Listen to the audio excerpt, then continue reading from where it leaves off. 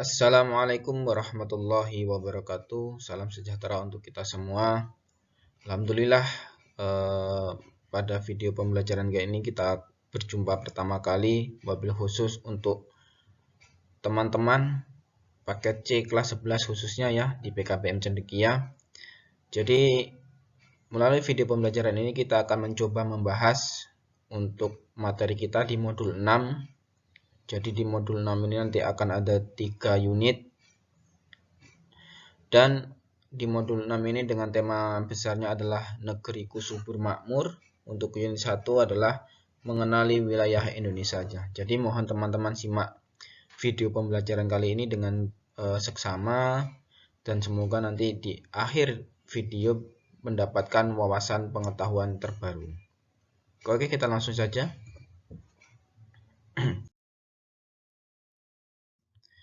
Baik, sebelum kita masuk ke mengulas materi, di sini akan ada tujuan pembelajaran kita. Mengapa kita harus mempelajari modul ini? Yang pertama adalah setelah melihat video pembelajaran ini, teman-teman diharapkan mampu menjelaskan kondisi wilayah Indonesia, baik itu letak, luas, dan juga batas-batasnya. Yang kedua, mampu mengidentifikasi karakteristik wilayah daratan dan perairan di Indonesia. Yang ketiga, mampu menunjukkan jalur transportasi dan perdagangan internasional di Indonesia. Yang keempat, menyajikan laporan hasil telaah tentang letak wilayah Indonesia berdasarkan letak astronomis, geografis, dan juga geologisnya. Yang kelima, menyajikan makalah untuk diskusi tentang letak dan posisi geografis Indonesia. Nah, ini adalah tujuan pembelajaran kita. Jadi secara garis besar, harapannya setelah teman-teman nanti menyimak video pembelajaran ini, teman-teman bisa mengenal wilayah Indonesia lebih baik lagi.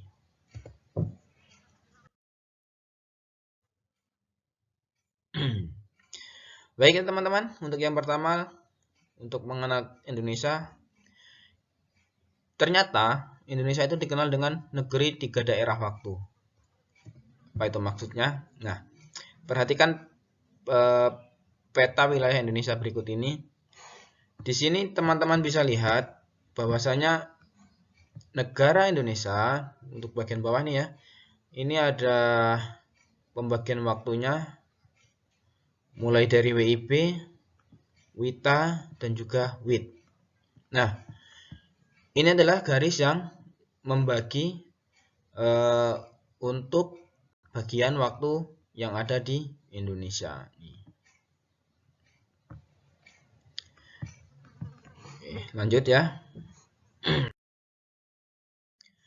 Berdasarkan letak astronomisnya, wilayah negara Indonesia itu terletak pada koordinat 95 derajat sampai dengan 141 derajat bujur timur dan 6 derajat lintang utara sampai 11 derajat lintang selatan. Nah, artinya di sini teman-teman bisa lihat dari 95 derajat sampai 141 derajat itu ada selisih 46 derajat.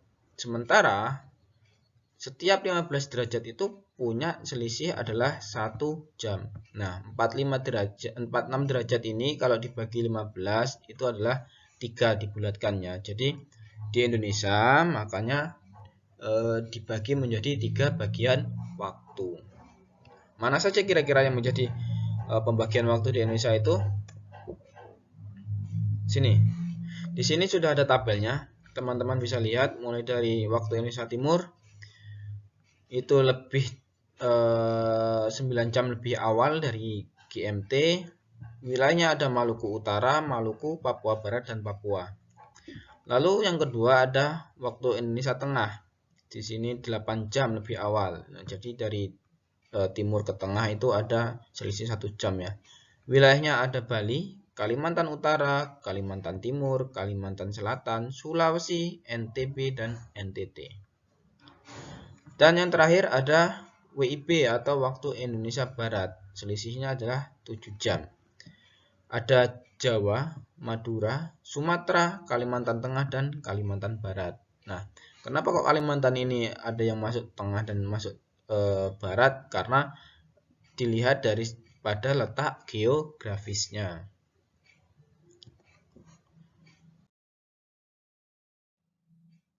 Baik, kita lanjutkan. Lalu yang kedua, negara Indonesia itu dikenal dengan musim penghujan dan juga musim kemarau. Di sini ada pengertiannya. Kenapa kok Indonesia bisa dikatakan sebagai negara musim hujan dan musim kemarau? Bahwasanya berdasarkan letak geografis, wilayah Indonesia itu terletak antara benua Asia dan benua Australia. Jadi teman-teman harus ingat, secara geografis, negara Indonesia itu terletak di antara dua benua dan juga dua samudra. Benuanya ada benua Asia dan benua Australia. Sementara untuk samudranya, Samudra Pasifik dan Samudra Hindia. Itu ya. Di sini kalau dilihat daripada garis lintang, itu ada 6 derajat lintang utara sampai dengan 11 derajat lintang selatan. Wilayah Indonesia dilalui oleh pergerakan matahari ke garis balik selatan dan utara. Nah, jadi orbit matahari itu melewati daripada negara Indonesia. Akibatnya apa? Ada perubahan arah mata angin ataupun muson. Nah, dari kondisi geografi Indonesia itu mengakibatkan terjadinya perubahan musim baik penghujan maupun musim kemarau. Oke, lanjut. Nah, di sini perhatikan ini ada ilustrasi untuk pergerakan angin yang bertiup dari selatan menuju utara. Dan yang ini adalah pergerakan dari utara menuju selatan. Nah, yang mana kira-kira yang menyebabkan musim hujan, musim kemarau? Di sini teman-teman bisa lihat,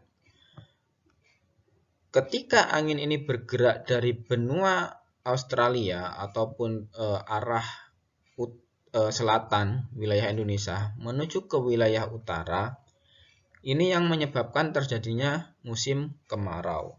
Nah, kenapa bisa demikian? Karena tekanan anginnya di sini, tekanan angin yang dari benua Australia ini lebih panas.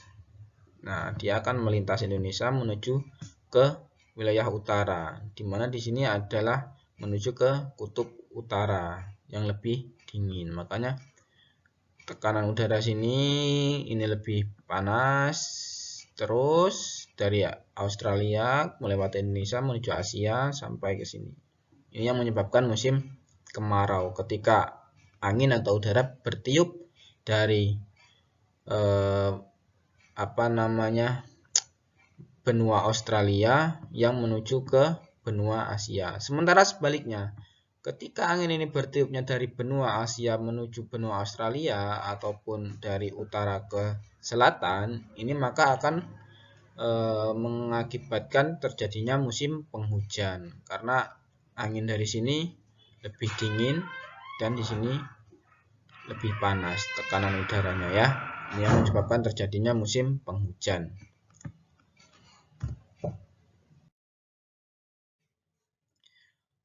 Lalu yang ketiga atau yang C, batuan antar benua. Nah, ini negara kita juga dikenal sebagai batuan antar benua. Berdasarkan keadaan batuannya, wilayah kepulauan di Indonesia itu dapat dikelompokkan menjadi 3 daerah. Daerahnya mana saja? Yang pertama adalah wilayah dangkalan Sunda, wilayah dangkalan Sahul, dan yang ketiga wilayah antara dangkalan Sunda dan dangkalan Sahul. Wilayah dangkalan Sunda itu berada di mana? Di Indonesia Barat. Dulunya merupakan bagian dari benua Asia. Kalau yang dangkalan Sahul berada di Indonesia Timur, bagian dari benua Australia. Nah, kalau yang antara dangkalan Sunda dan dangkalan Sahul ini berada di tengah-tengah. Oke, lebih jelasnya silahkan teman-teman bisa lihat dan perhatikan peta ini. Peta ini ya. Ini adalah dangkalan Sunda nih, barat nih ya, dangkalan Sunda ini masih benua Asia. Lalu dangkalan Sahul di sini, ini benua Australia, nih. Terus tengah-tengahnya antara dangkalan Sunda dan dangkalan Sahul ini, di tengah-tengahnya Sulawesi, Lombok, Timor, ya. Ini dangkalan pertengahan dari dangkalan Sunda ini dan juga dangkalan Sahul.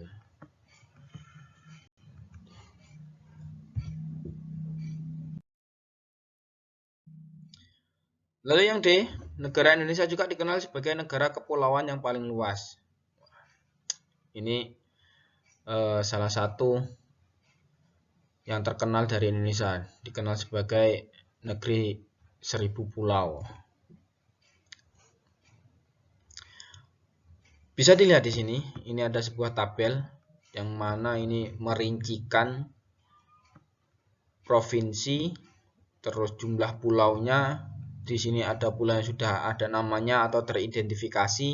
Di sini ada pulau yang belum ada namanya atau belum teridentifikasi. Artinya apa?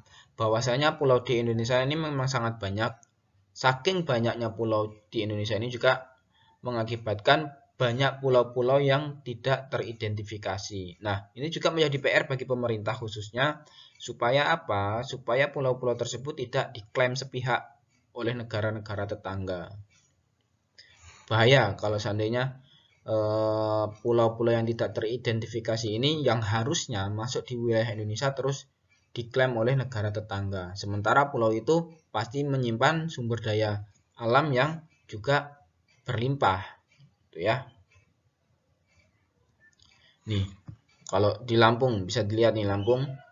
Lampung ini ada jumlah pulau keseluruhan adalah 188, yang sudah teridentifikasi punya nama itu 86, sementara 102 itu belum teridentifikasi atau belum bernama. Artinya kan lebih banyak yang belum bernama daripada yang sudah bernama.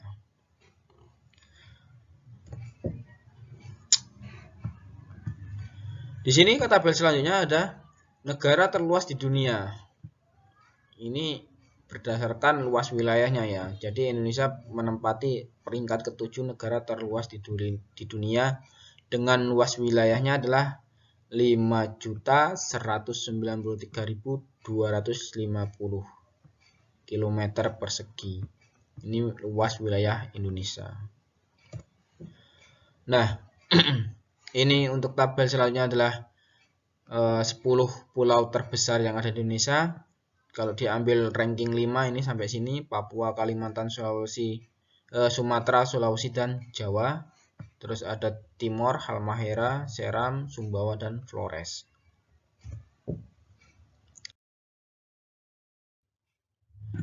Baik, jadi teman-teman sebelum saya lanjutkan di pembahasan yang ini, teman-teman harus juga pahami bahwasanya Indonesia tadi dikenal sebagai negara kepulauan itu pulaunya bukan hanya berada di satu lokasi ya. Jadi pulau-pulau di Indonesia itu tersebar daripada Sabang sampai dengan Merauke. Jadi nggak hanya di satu tempat, tersebar menyeluruh di seluruh Indonesia. Itu yang harus teman-teman garis bawahi. Baik, kita lanjutkan yang E. Batas negara Indonesia. Sebagai negara maritim yang dikelilingi lautan, Indonesia lebih banyak memiliki batas laut dibandingkan dengan batas daratannya. Apa saja? Kita lihat di sini ada sebuah peta. Jika melihat peta ini, teman-teman semua bisa perhatikan. Ini adalah peta negara Indonesia. Nah, batas laut kita ini lebih luas ketimbang batas yang berbatasan langsung dengan daratan. Jika lihat peta ini, yang berbatasan langsung dengan daratan hanya ada Papua, terus berbatasan dengan Timor Leste ini, terus berbatasan dengan Malaysia, dan ini berbatasan dengan Singapura. Ini yang berbatasan dengan darat. Tapi lainnya adalah batas lautan ini. Batas lautan. Makanya negara kita dikenal dengan negara maritim. Karena luas lautannya itu 2/3-nya daripada luas daratannya, ya. Nah, secara geografis, batas wilayah Indonesia meliputi untuk sebelah utara itu berbatasan dengan Malaysia, Singapura, Samudra Pasifik, Filipina, Thailand, dan Vietnam. Utara, arah ke atas. Untuk barat, dengan Samudra Hindia dan negara India. Selatannya dengan Samudra Hindia dan Timor Leste. Kesininya lagi dengan benua Australia ya. Sementara timur berbatasan dengan negara Papua Nugini. Nah, ini yang berbatasan dengan negara langsung nih, lihat 1, 2, 3. Nah, sementara yang lainnya pasti ada batas dengan lautnya.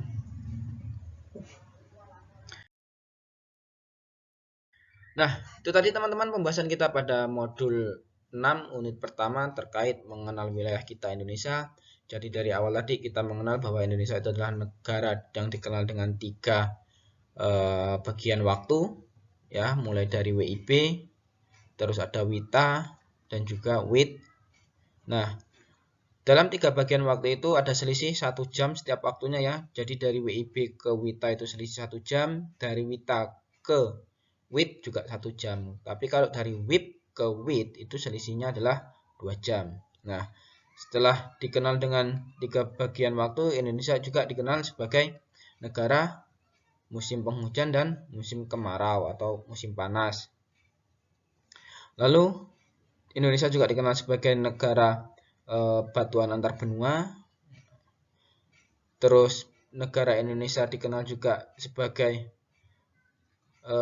negara yang pulaunya luas, dan yang terakhir adalah Indonesia dikenal sebagai negara yang berbatasan itu negerinya dengan banyak perbatasan laut, sehingga dikenal dengan negara maritim.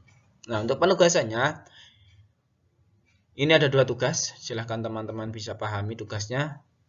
Yang pertama menyebutkan 3 pulau yang termasuk dalam wilayah dangkalan Sunda. Dangkalan Sunda tadi adalah yang berdekatan dengan benua Asia ya, jadi yang atas. Lalu yang kedua, jelaskan pengaruh letak geografis terhadap musim penghujan dan musim kemarau yang ada di Indonesia. Nah, kalian jelaskan tuh apa pengaruhnya. Syukur-syukur kalian bisa jabarkan juga dampak dari adanya musim penghujan dan musim kemarau itu. Oke ya teman-teman, mungkin sampai di sini dulu untuk pembahasan kita di modul ke-6 unit pertama ini. Kita sudah sampai di slide terakhir. Sampai jumpa di video pembelajaran selanjutnya.